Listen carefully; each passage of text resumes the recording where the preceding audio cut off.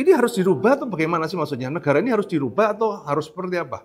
Dengan pijakan itu kita menilai bahwasanya Indonesia yang saat itu ya, pemikiran saat itu Indonesia yang berdasarkan Pancasila, Undang-Undang Dasar 45, itu sama sekali tidak sesuai dengan Islam yang tadi. Tadi, maka harus diganti. Jadi apakah salah satu pengibaran bendera One Piece itu juga termasuk bibit? Silakan Pak, ini kopi susunya. Bawa mic, mau podcast deh. Halo Sresmat, kali ini di podcast Kopi Susu kita kedatangan tamu spesial. Beliau ini adalah mantan teroris Jamaah Islamiyah. Nah hari ini kita akan membahas apa korelasi dari pengibaran bendera One Piece dari kacamata ex-teroris mantan Jamaah Islamiyah bersama Jangan-jangan ada kaitannya ya? Nah jangan-jangan ada kaitannya.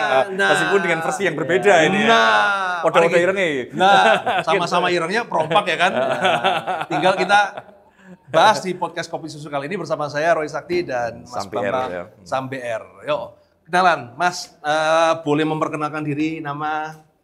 Nama saya aslinya Khairul Anam, Ya. tapi Terkenalnya lebih sebagai terkenal sebagai Bravo. Bravo. Ini adalah nama terakhir yang saya pakai ketika masih aktif di jaringan Jamaah Islamiyah. Jamaah Islamiyah. Oke. Bravo ini hanya nama alias yang satu. Alias namanya satu. banyak. Banyak ya. Waduh, luar biasa. Alias-aliasnya ini. Nah, Anda masuk di Jamaah itu aktifnya periode tahun berapa ya Mas? Kalau di Jamaah sebetulnya kan sebelum 93, Iya. karena lahirnya Jamaah Islamiyah itu kan 93. Yes. Saya sudah masuk di NII. Oke. Islam Indonesia. Negara Ya. Islam Indonesia. Ketika 93 Invisol, Sobat Buah Sungkar mendirikan ataupun memisahkan diri dari NII ke Jamaah Islamiyah. Iya. Selang beberapa saat kemudian saya ikut aktif lagi ataupun ikut. Itu berarti kalau kayak Dokter Asari, Amrosi itu kakak kelas atau satu liting itu? Kakak Kelas ya. Iya. Oke. Nah, Anda beraktivitas begitu tuh sebenarnya awal muasalnya kok masuk di komunitas itu tuh gimana sih, Bos? Ya, karena bapak saya sendiri selain bapak biologis, Ya, juga termasuk bapak ideologis. ideologis Ya, juga secara dari otomatis, ini ya. Ya, mengikuti apa yang Yang diomongin Bapak Anda gimana? Ini Indonesia harus bagaimana itu? Oh, enggak seperti itu. Oh, enggak seperti itu ya. Tetap ya alami saja. Alami Enggak aja ada ya? doktrin-doktrin seperti itu enggak ada. Jadi sebenarnya ketika saya ingin tahu nih sebagai Ya. teroris, kacamata pandang Anda itu adalah ini harus dirubah atau bagaimana sih maksudnya? Negara ini harus dirubah atau harus seperti apa? Ya, waktu itu kita berpikir semuanya harus expert ya, semuanya harus ideal. Semuanya harus sempurna. Sesuai dengan syariah Islam ya. Sesuai dengan perintah di dalam Al-Qur'an. Yes. Ya ayyuhalladzina amanu dukhulu fisilmi kafah. Wahai orang-orang yang beriman, masuklah kalian ke dalam agama Islam ini secara keseluruhan. Artinya secara kafah itu menyeluruh, secara lengkap total dari segala sisi.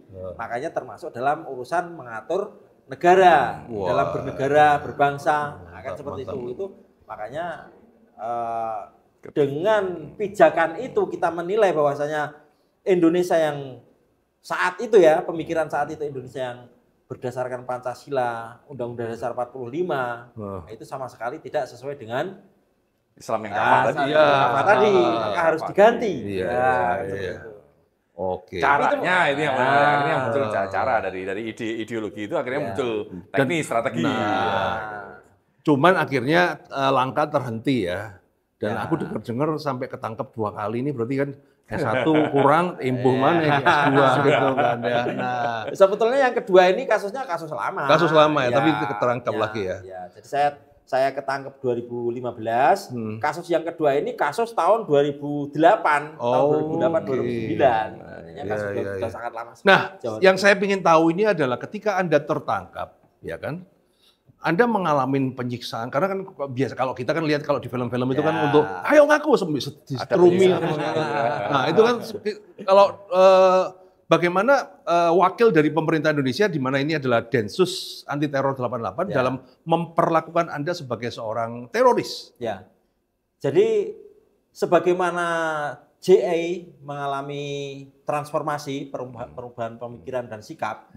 Kita amati ataupun kita lihat di Densus juga demikian. Saya bisa bilang seperti ini karena saya mengalami 2 fase tadi. 2 fase ya. Jadi Densus mulai awal mula lahir sampai periode 2018, 2017, 2018 ini memang brutal. Transformasi juga. Brutal. Kalau Ustadz Abrusdan pernah bilang itu mungkin patung saja di hadapan mereka itu bisa ngomong. Wah, itu bisa paksa ngomong bisa gitu. ngomong sendiri ya. Tetapi 2018 ke sini sudah humanis, sudah artinya nilai-nilai lebih manusiawi ya. Nilai Indonesia sudah ada lebih manusiakan. Kemudian makanya kemudian terjadi dialog antara kita sama pihak Densus, ya, dialog ilmiah ya, ya saling tukar pandangan, tukar pikiran. Karena waktu itu ataupun sebelumnya kan kita memandang pemerintahan ataupun Ceko Densus 88 ini adalah tohut. Sementara teman-teman Densus menilai kita adalah khawarij. Ini kan nggak bisa ketemu. Artinya kalau misalnya nanti saya punya anak, saya tularkan ataupun saya wariskan nilai-nilai saya, kemudian teman-teman Densus punya anak juga akan menularkan ataupun mewariskan nilai-nilai mereka, akhirnya kan ini nggak cocok, malah tidak akan pernah ketemu dan tidak akan selesai. Dan yang diuntungkan tentunya ini adalah pihak ketiga yang memang menghendaki Indonesia ini tidak baik-baik saja. Kan seperti itu. Oke. Nah sekarang yang saya ingin tahu adalah momen ketika Anda mulai berbalik arah itu ya. Momennya itu seperti apa dan pemikiran Anda, wah ini ternyata cara saya ini nggak bisa nih, harus ganti haluan ini. Kira-kira apa ini yang menyebabkan itu? Triggernya itu? Trigger yang paling saya rasakan karena saya sebagai kepala bidang tajis, sebagai kantong personal ataupun kantong pasukan, di mana mayoritas teman-teman dari JA yang ketangkep itu adalah anak buah saya, mantan-mantan anak buah saya. Kemudian saya berpikir kalau seperti ini terus, sementara mereka meninggalkan anak, meninggalkan istri, di mana setiap hari juga harus makan, yang sekolah juga harus penuh biaya. Siapa yang akan membiayai ini kalau terus-terusan seperti inilah? Kemudian ya kita korelasikan, kita koreksi lagi dan juga kita baca-baca ulang terkait dengan kebijakan ataupun apa yang pernah kita lakukan. Ternyata memang betul landasannya itu dari kitab-kitabnya Imam Ibnu Taimiyah, Imam Ibnu Qayyim. Tetapi ibarat kita baca itu, kita baru baca di depan, kita langsung sudah bisa menyimpulkan dan beraksi. Ternyata ada penjelasan yang lebih detail di belakang di jilid berikutnya. Kurang dalam ya. Kurang dalam. Ini berarti mama sindrom nonton infotainment kemudian sudah langsung menjustifikasi. Ini harus belajar juga. Kalau cuma sekedar melihat permukaan, nggak dalam, dampaknya itu jadi teror. Iya, dampaknya mama pun jadi teror. Teroris itu ya. Teror ke bapak-bapak. Nah, sekarang dengan Anda sudah bebas ya kan, sudah bebas ini. Nah, kemudian Anda malah sekarang ini kan berperan serta kayak datang ke sini untuk mensiar lah ya kan, untuk mengedukasi masyarakat. Nah, ini goalnya apa sih? Ya kita mengharapkan agar supaya tidak tumbuh lagi bibit-bibit ataupun ya bibit saja jangan sampai tumbuh. Artinya kita tidak menghendaki apa kesalahan-kesalahan kita yang masa lalu sudah kita lakukan itu terulang kepada generasi-generasi berikutnya. Banyak mudorotnya ternyata ya. Ternyata banyak. Ketika hanya melihat permukaan itu banyak mudorot. Jadi apakah salah satu pengibaran bendera One Piece ini juga termasuk bibit? Dalam tanda kutip bisa jadi. Bisa jadi ya. Ketika itu dibiarkan, kemudian mungkin ada pihak ketiga yang menilai ini ada menyusup, ini ada peluang untuk bisa menjadikan Indonesia chaos dengan One Piece ini ya. Karena tadi saya sampaikan bahwa One Piece ini adalah salah satu bentuk perlawanan juga. Kalau ini dibiarkan, ini kan sebenarnya dasarnya kan anarkisme, jadi pemahaman anarki. Anarkisme itu menolak keberadaan negara sebenarnya. Kalau dibiarkan akan muncul jadi anarko. Anarko ya jadi teror. Seperti itu. Ya tapi Pak Prabowo aja nggak apa-apa kok, ekspresi gitu kan. Nah, cuma mencegah. Oke, cukup menarik nih. Mas Babang ada yang mau tanyakan lagi nggak? Ya, tadi saya sampaikan apa sih sebenarnya yang diharapkan Mas Bravo kepada negara terkait dengan harapan-harapan Pak Mas Bravo lah. Bagaimana sih terkait dengan perbaikan-perbaikan dan harapan-harapan masyarakat sehingga tidak muncul teror, tidak muncul anarko seperti itu, Mas? Ya harapan kita kepada semua pihak ya. Untuk kepada pihak pemerintahan mungkin juga harus jeli, tetapi juga jangan sampai over reaksioner, tetapi secara sesuai dengan proporsinya saja. Artinya tentunya sudah ada kajian ataupun mengkaji dalam hal ini. Artinya kalau ibarat kita melihat ada lalat yang perlu kita tabok pakai tangan kosong, ya pakai tangan kosong saja, jangan kemudian ada lalat pakai palu, nanti kan akhirnya kan rusak malah. Nah, yang terjadi kan justru kehancuran. Ya sesuai dengan takarannya saja. Artinya jangan terlalu over, tetapi juga jangan dibiarkan. Karena kan membiarkan itu juga sama saja nanti menyuburkan ataupun menumbuhkan bibit-bibit yang tidak. Karena tadi pihak ketiga yang mungkin bisa mengambil manfaat ataupun memanfaatkan momentum ini. Ya.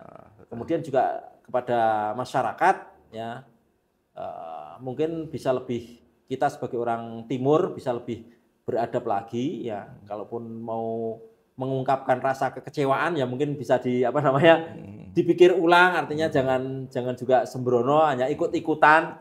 Artinya sebetulnya nggak mudeng apa itu maksudnya ataupun latar belakang yang pertama kali memunculkan WNPS ini kan, tetapi karena viral, karena kok kita ngapi, seru, melu-melu. Betul. Yang paham itu, yang paham WNPS sebenarnya para wibu.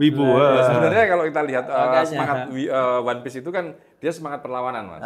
Perlawanan pada kekuasaan yang semenang-menang seperti itu kan.